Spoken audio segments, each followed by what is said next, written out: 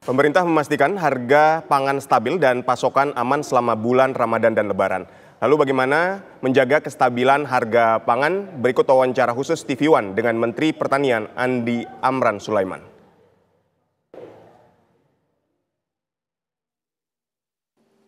Pemirsa, memasuki bulan suci Ramadan, kenaikan harga pangan sudah mulai terjadi di sejumlah daerah. Lantas bagaimana dengan yang dilakukan pemerintah untuk menstabilkan harga? Saya akan ajak Anda berbincang langsung dengan Menteri Pertanian Bapak Amran Sulaiman. Apa kabar Pak Menteri? Baik.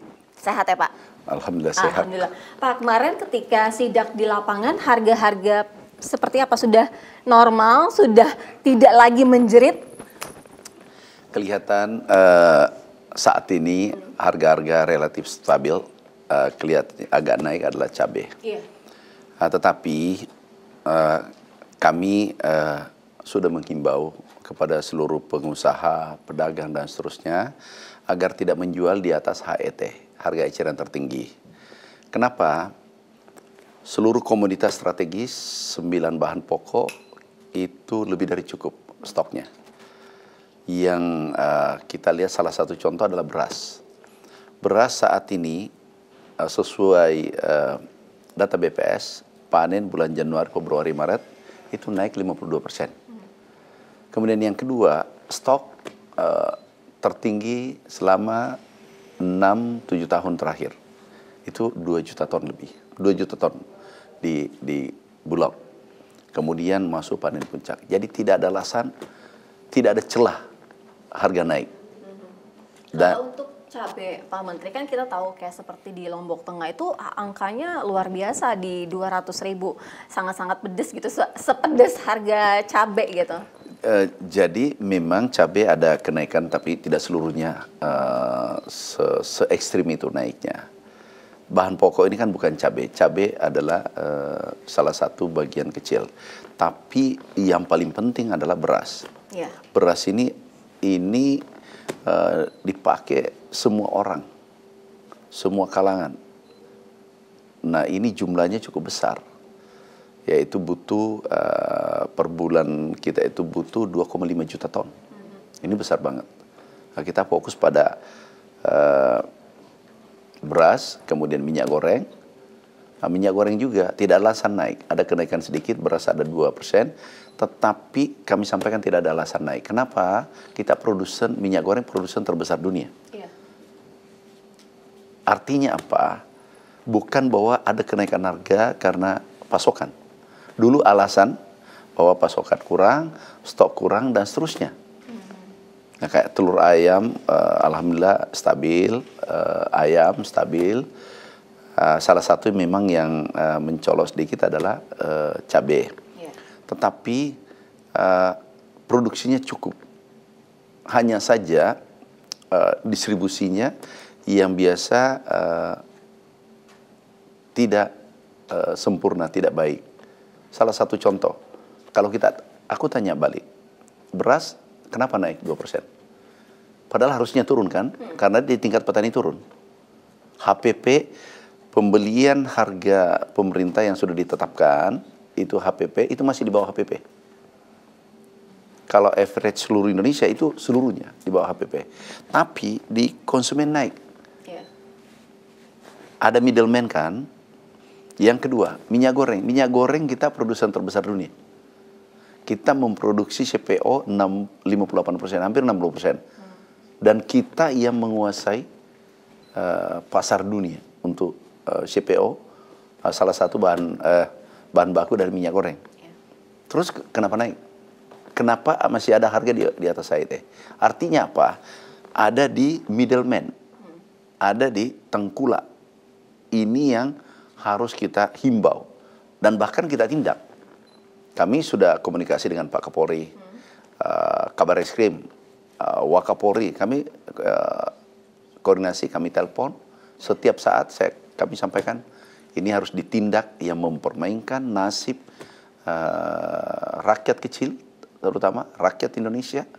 Kami ingin Bapak Presiden perintahkan kita harus menjaga harga pangan. Bila perlu jauh di bawah HET. Oleh karena itu, mekanismenya kita ini mengambil langkah cepat. Sebelum Ramadan kita sudah operasi pasar bersama PT POS, punya gerai 4.500 seluruh Indonesia. Kemudian Bulog juga demikian, Bulog, RNI, ID Food, kemudian Berdikari, PPI, kita sudah operasi pasar. Ini baru kami pulang dari Sumatera Selatan. Kami cek langsung di lapangan, operasi pasarnya jalan. Ya. Nah, artinya sebenarnya pengawasan apa yang seharus dilakukan agar harga-harga tetap stabil? Nanti kan bentar lagi juga misalnya akan melewati fase memasuki seminggu menjelang Lebaran gitu. operasi pasar kita gencarkan. Ini kita harus mendorong stok. Bahkan Pak Menko Pangan, bila perlu kita 2 kali lipat daripada kebutuhan. Kita dorong ke pasar. Itu yang pertama. Yang kedua, ke depan kita akan memerintah Bapak Presiden, kita membuat solusi permanen. Solusi permanen adalah PT POS gerainya ada 4.000. Ya. Ini akan kita operasikan seluruh Indonesia. Yang PT POS itu kan banyak gerai-gerainya seluruh Indonesia. Ini kita operasikan. Jadi nanti kita perpendek rantai pasok. Dari petani ke konsumen itu ada 7 rantai pasok sampai 8. Nantinya itu rencananya adalah ada koperasi, ada gerai setiap desa. Nah, dari produsen, dari petani, masuk ke gerai Agripos, kita beri nama Agripos, kemudian langsung ke konsumen. Jadi dari 8 lini atau 7-8 menjadi 3 lini. Bayangkan kalau 8 lini mengambil keuntungan 10% atau 15% per lini. Itu bisa naik ada sampai 60%. Ya. Nah, ini kita akan memberikan solusi permanen. Itu arahan Bapak Presiden dan ini sangat bagus. Kenapa? Nanti hasil akhirnya adalah NTP petani naik, pendapatan naik, petani naik, HPP-nya kita sudah naikkan baru-baru, kemudian konsumen juga itu mendapatkan harga yang baik, daya beli konsumen naik, tentu kesejahteraan naik. Karena apa? Karena keuntungan di middleman kita hitung itu kemarin 313 triliun, 9 bahan pokok.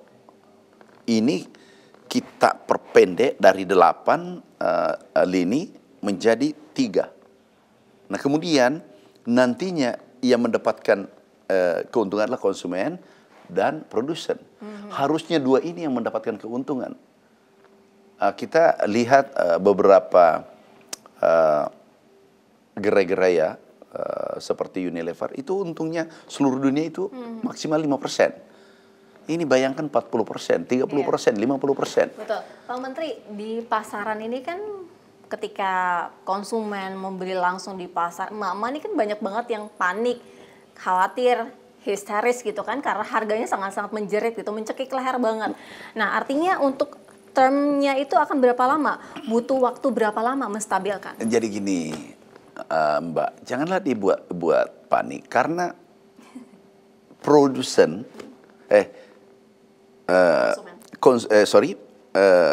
stok yang ada itu lebih dari cukup, tertinggi.